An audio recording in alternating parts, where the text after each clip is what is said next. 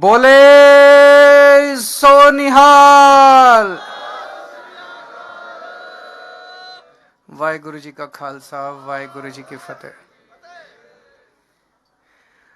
दोस्तों, आज हम सब लोग गुरु गोविंद सिंह जी के साहिबजादों और माता गुजरी देवी जी की सुप्रीम शहादत, माता गुजरी कौर जी की सुप्रीम शहादत को नमन करने के लिए इकट्ठे हुए हैं।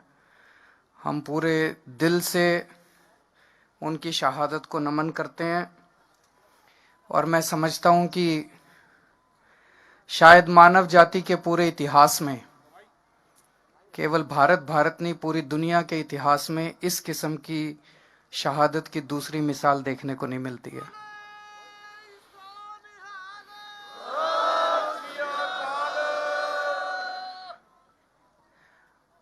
आज हमारे देश के किसान दिल्ली के बॉर्डर पे यहां पे आए हुए हैं।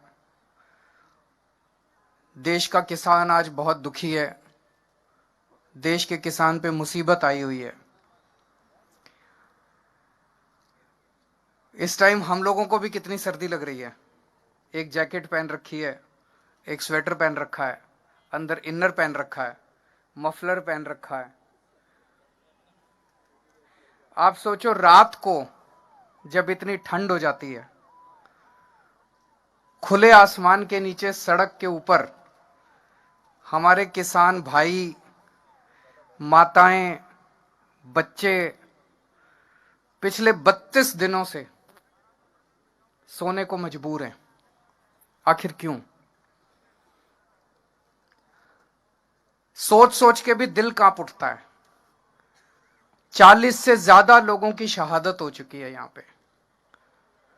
आज इस मंच के जरिए इतने पवित्र स्थान पे, इतने पवित्र मौके पे मैं हाथ जोड़ के केंद्र सरकार से अपील करता हूं। ये अपने ही लोग हैं, हमारे ही लोग हैं, हमारे भाई हैं, हमारी बहनें हैं, हमारे बुजुर्ग हैं। ये अपने ही देश के लोग हैं।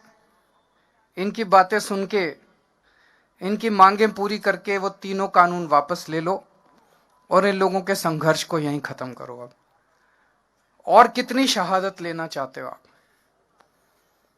पता नहीं किस किस तरह की बातें की जा रही हैं। तरह तरह से ये सभी सरकारों का एक तरह से हथियार होता है। मेरे को याद है जब अन्ना आंदोलन में हम लोग बैठा करते थे, हमें भी बदनाम किया जाता था। आज किसानों को कहा जा रहा है आतंकवादी हैं, किसानों को कहा जा रहा है राष्ट्रद्रोही हैं। अरे किसान आतंकवादी हो गए और किसान राष्ट्रद्रोही हो गए तो तुम्हारा पेट कौन भरेगा? तुमको रोटी कौन देगा उसके बाद? 70 साल से किसानों को, अपने देश के किसानों को सबने धोखा दिया। सारे नेताओं ने धोखा दिया, सारी पार्टियों ने धोखा दिया। किसानों ने केवल और केवल धोखा देखा है अभी तक। सारी पार्टियां कहती थी तुम्हारे लोन माफ करेंगे, किसी ने लोन माफ नहीं करे। सारी पार्टियां चुनाव के पहले कहती थी तुम्हारे बच्चों को नौकरी देंगे, किसी ने नौकरी नहीं दी। अब ये तीनों कानून लेके आए हैं। इन तीनों कानूनों के जरिए भी इनकी खेती भी छीनना चाहते हैं। किसान के पास खेती के अलावा तो कुछ होता नहीं है। उनकी खेती भी छीनना चाहते हैं। उनकी खेती भी उठा के बड़े बड़े 2-4 इनके पूंजीपति दोस्त हैं उनको देना चाहते हैं। अगर खेती भी चली गई किसान की तो फिर वो कहां जाएगा? और तो तुमने इनके लिए कुछ करा नहीं। खेती करता है बेचारा किसान। खेती भी चली गई तो किसान कहां जाएगा फिर? तो जितने किसान, आप सोच के देखो, इतनी ठंड में अपने घर के बुजुर्गों को और बच्चों को लेके जितने किसान बैठे हैं, वो अपने सर्वाइवल के लिए बैठे हैं। क्योंकि अब आर पार की लड़ाई बन गई है। जब खेती भी चली जाएगी और खेती पे बड़े बड़ी कंपनियों का अधिकार हो जाएगा तो किसान के पास कुछ भी नहीं बचेगा। तो अपनी खेती को बचाने के लिए बैठे हैं। अभी केंद्र सरकार ने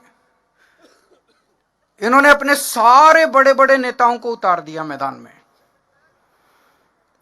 इन्होंने सारे मंत्री उतार दिए, सारे इनके मुख्यमंत्री उतार दिए इन्होंने मैदान में। आके भाषण दे रहे हैं, इस कानून से किसानों का फायदा है, इसके कारण मैंने इनके सारे भाषण सुने। अभी तक मेरे को एक भी नेता इनका नहीं मिला जो इस कानून का एक भी किसानों को क्या फायदा होगा ये बता सके। आप भी सुन लेना गूगल पे जाके, यूट्यूब पे जाके। जितने ये बड़े बड़े नेता आते हैं सारे क्या कहते हैं? कहते हैं जी हम बताएंगे क्या फायदा होगा। बताओ जी। कहते हैं इससे आपकी जमीन नहीं जाएगी। तो ये कोई फायदा हुआ? जमीन तो है ही आज हमारे पास। इससे आपकी एमएसपी नहीं जाएगी, तो ये कोई फायदा हुआ? इससे आपकी मंडी नहीं जाएगी, यह कोई फायदा हुआ? तो फिर कानून क्यों लाए हो? कानून फाड़ के फेंक दो। आज भी नहीं गई, कानून फाड़ के फेंक। तो इनको कोई फायदा नहीं बता रहे, वो कह रहे कोई नुकसान नहीं होगा, किसानों का कोई नुकसान नहीं होगा। तो फायदा किसका होगा? फायदा उनका होगा। यह साफ जाहिर है कि किसानों का कोई फायदा नहीं है। फिर एक फायदा बताते हैं ये। क्या फायदा? कहते हैं अब किसान मंडी के बाहर पूरे देश में कहीं भी अपनी फसल बेच सकता है। बताओ जी कहां बेचें? मैंने पूछा इनसे, मैंने कहा अभी बिहार में मंडी नहीं है, 800 रुपए क्विंटल बिक रहा है वहां पे फसल। तो आप यही बता दो, 1850 एमएसपी है, 1850 से ज्यादा दाम पूरे देश में कहां बिक रहा है जहां हमारा बिहार और उत्तर प्रदेश का किसान जाके बेच ले? कोई जगह बता दो। मंडी के बाहर तो आधा दाम मिल रहा है, मंडी के बाहर तो 50% दाम भी नहीं मिल रहा। तो ये तो कोई फायदा नहीं हुआ। तो फायदा एक भी नहीं बता पा रहे ये लोग किसानों को। फायदा केवल और केवल पूंजीपतियों को है।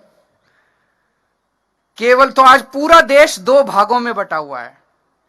एक वो लोग हैं, कुछ लोग हैं जो उन पूंजीपतियों को फायदा पहुंचाना चाहते हैं करोड़ों किसानों का नुकसान करके। एक वो लोग हैं जो किसानों के साथ खड़े हैं, और 4-5 पूंजीपतियों को नुकसान हो जाए तो क्या फर्क पड़ता है? अगर करोड़ों किसानों का फायदा हो रहा है तो उसके साथ खड़ा है देश। एक ये आरोप लगा रहे हैं किसानों को गुमराह किया जा रहा है। मैं आज यहां से चैलेंज करता हूं, मैं चैलेंज करता हूं केंद्र सरकार अपने सबसे बड़े, जिसको भी इसका पता है वो आ जाए, और हमारे किसानों के नेता आ जाएं और पब्लिक में डिबेट कर लें दोनों को, किसको ज्यादा जानकारी है। कहते हैं किसानों को जानकारी नहीं है, किसान बता देंगे।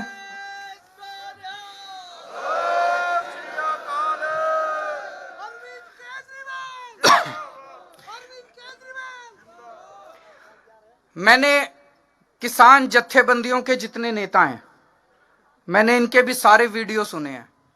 इतने शानदार तरीके से आपको संविधान समझा देते हैं।